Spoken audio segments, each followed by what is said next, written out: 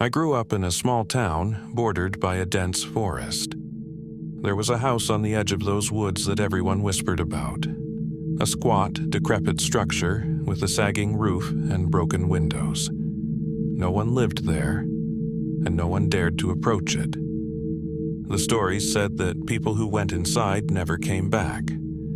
I never believed the rumors, but curiosity got the best of me one cloudy afternoon. My friend Jenna and I decided to check it out.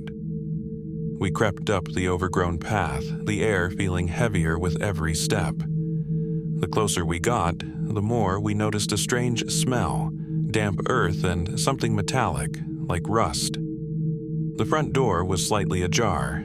Jenna hesitated, but I pushed it open. Inside, the house was eerily quiet. Dust coated everything, and the air was thick and musty. Oddly, the furniture looked untouched, as if someone had just stepped out and never returned. We split up to explore, promising not to go far. I wandered into the kitchen, where an old table stood with plates still set, covered in layers of grime. A single candle sat in the center, its wick melted to a nub. That's when I noticed the smell again, stronger now. I turned toward the sink and froze. The faucet was dripping, but instead of water, thick red drops splattered into the basin. "Jenna!" I shouted, backing away. There was no response. I ran into the hallway, calling her name. That's when I heard it. Faint whispers coming from upstairs. My heart raced as I climbed the creaking steps. The whispers grew louder, but I couldn't make out the words. At the top of the stairs, a single door stood open. Inside, Jenna was sitting on the floor, her back to me. "Jenna," I said, my voice shaking. She didn't respond. I stepped closer and touched her shoulder.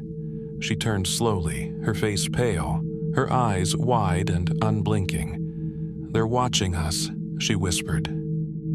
Before I could ask what she meant, a loud bang echoed through the house, and the front door slammed shut. Heavy footsteps sounded on the stairs, deliberate and slow. "Run," Jenna said, her voice barely audible. We bolted down the stairs, but the footsteps were getting closer, chasing us. As we reached the door, it flung open on its own, and we stumbled out into the daylight. Behind us, the house groaned, as if exhaling. We never looked back. To this day, Jenna refuses to talk about what she saw upstairs, and I can still hear those whispers sometimes, especially when I'm alone.